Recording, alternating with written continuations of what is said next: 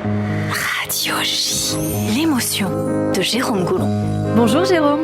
Bonjour Cyrielle, bonjour Gilles Alma. Dans cette chronique, on va parler d'artistes ou d'œuvres que vous aimez. Et on commence en musique avec un CD spécial pour vous.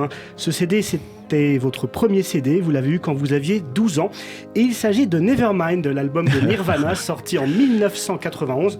On écoute un petit extrait.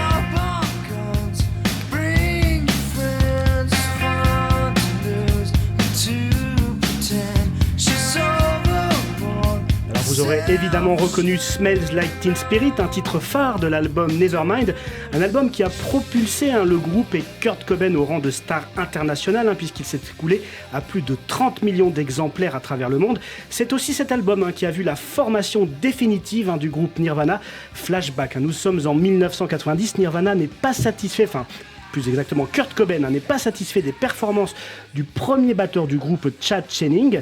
Alors qu'il assiste à un concert d'un groupe de punk qui s'appelle Scream, il repère Dave Grohl et lui demande de rejoindre Nirvana. Choix gagnant, puisqu'ils vont composer ensemble leur premier succès, Smells Like Teen Spirit.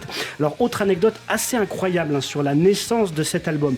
Au moment de son enregistrement, Nirvana n'est pas encore connu, les membres ne roulent pas sur l'or, et pour se rendre à Los Angeles où doit être enregistré l'album Nevermind, le trio donne un concert au cours duquel il joue pour la première fois en public le titre Smells Like Teen Spirit, et c'est ce concert qui permet au groupe de payer l'essence pour arriver jusqu'à Los Angeles. Alors l'enregistrement a donc lieu à Los Angeles et le succès est fulgurant, ce qui est une véritable surprise pour le groupe et son label. Rendez-vous compte, l'album initial, il est imprimé à 46 000 exemplaires et on sait qu'aujourd'hui il a dépassé la barre des 30 millions. Alors chose encore plus incroyable pour Nirvana, le 11 janvier 1992, Nevermind, l'album donc déloge l'album Dangerous de Michael Jackson de la première place du Billboard 200 aux États-Unis, et en apprenant ça, Dave Grohl, incrédule, lance alors: quoi ? On est passé devant Michael Jackson, c'est ridicule, c'est une erreur, ce n'est pas possible que ça arrive à des garçons aussi stupides que nous qui venons nulle part. Eh bien non, ce n'est pas une erreur. J'avais les deux albums, Nirvana, dit en passant. Et puis il y avait effectivement In Utero, après c'est celui-là. On va poursuivre dans votre univers musical, Gilles Alma, avec un autre groupe qui vous replonge dans votre enfance, Jérôme Goulon. Oui, alors ce groupe, c'est les Bee Gees. Enfin, mon enfance, c'est plutôt celle de ma mère, mais enfin, j'adorais. Alors, attention, me vieillissez pas trop quand même. Alors c'est vrai que cet album, il est particulier, ce groupe est particulier pour vous. On sait, vous avez perdu votre papa très tôt, puisque vous n'aviez que 8 ans. Et votre maman, comme vous le dites, a écouté beaucoup les Bee Gees, donc forcément par ricochet, vous l'avez aussi entendu. Alors on peut entendre le titre Staying Alive, sorti en 1977. C'est évidemment l'une des chansons emblématiques des Bee Gees, popularisée par le film La Fièvre du samedi soir.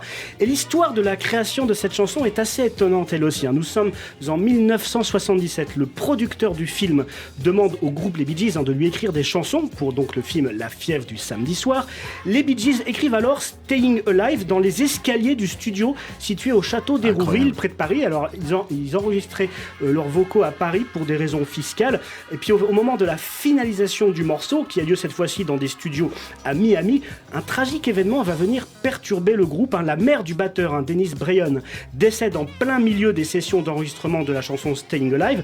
Le groupe cherche alors un remplaçant pour terminer l'enregistrement du titre. Problème, il y a une pénurie de batteurs qualifiés dans la région, du côté de Miami, ils n'arrivent pas à en trouver.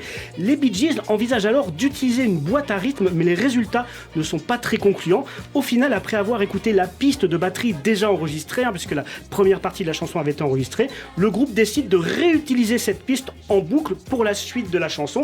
Et en guise de clin d'œil, c'est assez amusant, les Bee Gees créditent à la batterie un certain Bernard Loop, un loop qui veut dire boucle en anglais. Alors chose assez incroyable, Bernard Loop devient un batteur très recherché dans le milieu de la musique, jusqu'à ce qu'on découvre qu'il n'existe pas, mais que c'était une blague des Bee Gees en référence à la boucle utilisée pour finir le morceau.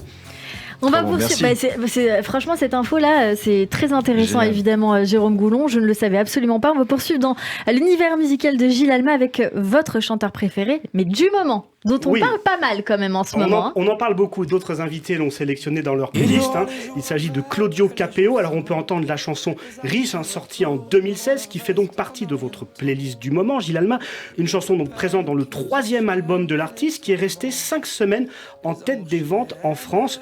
Une belle performance pour le chanteur qui avait participé cette année-là à la 5e saison de The Voice sur TF1, mais qui avait été éliminé au stade des battles. Il n'avait pas été très loin. Il était dans l'équipe de Florent Pagny. Qu'il était été dans The Voice, je trouve. C'est vrai. Et en tout cas, c'est une belle revanche pour un artiste au parcours atypique. Lui aussi, dès l'âge de 6 ans, il apprend l'accordéon, il enchaîne les concours à travers toute l'Europe. Il intègre ensuite un groupe de métal, mais c'est pas trop son style. Ensuite, il participe à un groupe de jazz.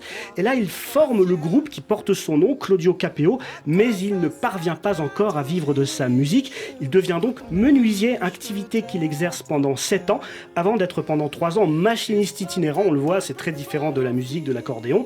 Mais il ne renonce pas à la musique pour autant, puisqu'à ce moment-là, même si rien ne fait penser qu'il en fera son métier, eh bien un ami lui conseille alors de participer à The Voice. Il intègre l'équipe de Florent Pagny, mais alors comme je viens de le dire, il est éliminé dès les premières battles, mais la preuve qu'on peut avoir du succès sans pour autant gagner The Voice. Il faut déjà arriver au battle avec The Voice, parce que c'est un parcours du combattant. Mais c'est vrai qu'il avait été battu par un concurrent dont personne ne se souvient, je me rappelle même plus de son nom. Comme quoi.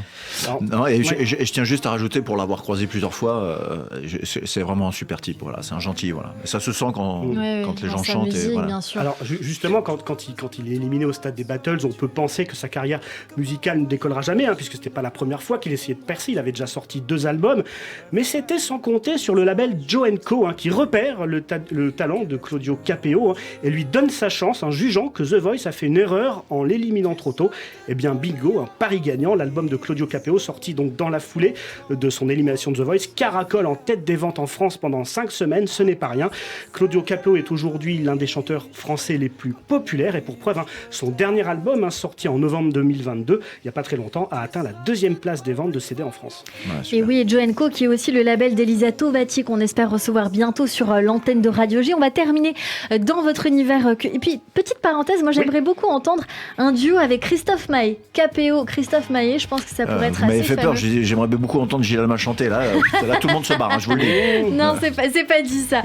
On va terminer dans votre univers musical plutôt culturel, Gilles Alma, avec votre humoriste préféré que nous avons reçu sur Radio J. Oui, alors c'est un humoriste que nous connaissons bien, puisqu'il est venu, comme vous le disiez à l'instant, dans cette émission en début de saison. C'était le 5 septembre dernier. Et cet humoriste, c'est Verino, actuellement en tournée avec son spectacle Focus.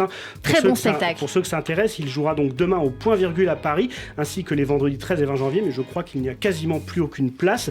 Bref, Verino, on le rappelle, lui s'est fait connaître du grand public grâce à l'émission On ne demande qu'à en rire, à laquelle il a participé donc de 2011 à 2014 sur France 2. Une émission qui lui a plutôt réussi, puisqu'il cumule près de 1000 représentations et que son spectacle affiche quasiment complet depuis 3 saisons. Alors son talent, c'est faire rire quand on ne s'y attend pas, en maniant habilement tous ces sujets, de nombreux sujets, des plus légers aux plus sérieux, le féminisme, la paternité, l'actualité, le handicap. Il n'a aucune limite, mais c'est toujours bien fait, donc ça fait toujours rire. Alors j'aimerais cependant émettre une petite critique. Alors juste, est-ce que c'est un pote à vous ? Ah bah oui, on se connaît très bien avec Verino. D'accord. Mais j'ai même une petite anecdote juste avant que vous finissiez. Oui.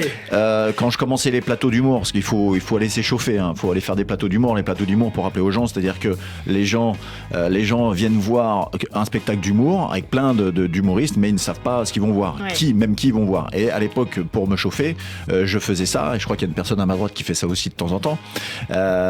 Et donc, ce qui arrive quand on est vraiment au départ, c'est de prendre ne pas faire rire du tout. Voilà. Et Verino est venu à l'époque, on se côtoyait un petit peu comme ça, est venu me sauver, et de fil en aiguille, il a réussi à m'extirper. À vous donner aussi l'envie du duo, peut-être. J'y ai pas pensé encore à l'époque, mais voilà, et c'est pour ça que Verino, pour moi, c'est l'homme qui m'a sauvé. Ouais. Voilà. Alors Verino, on va régler des comptes là, c'est le moment. Puisque c'est votre pote, il doit donc écouter l'émission, ou du moins il l'écoutera en replay. Mais je le dirai sinon, Alors vous pourrez lui dire, Verino, quand tu es venu, tu nous as assuré, tu étais en retard. Tu nous as assuré que ça ne t'arrivait jamais. Sauf que je viens de lire une critique de ton spectacle, Verino. Une critique qui date du 29 décembre, c'est donc tout récent. Et qu'est-ce que je peux lire dans cette critique ? Spectacle hilarant. Verino est vraiment drôle, sans prise de tête. J'ai pleuré de rire. Seule réserve, dommage qu'il ait commencé avec 45 minutes de retard. Wow. Alors, Gilles Alma, la prochaine fois que vous croisez Verino... Je pense que c'est la SNCF, excusez-moi. Vous lui direz que c'est pas joli de mentir. D'accord, ok. Je dirais. Une petite pique, évidemment, on l'embrasse. On a le même régisseur. On va peut-être appeler Verino, là, du coup. Ah bah vous pouvez,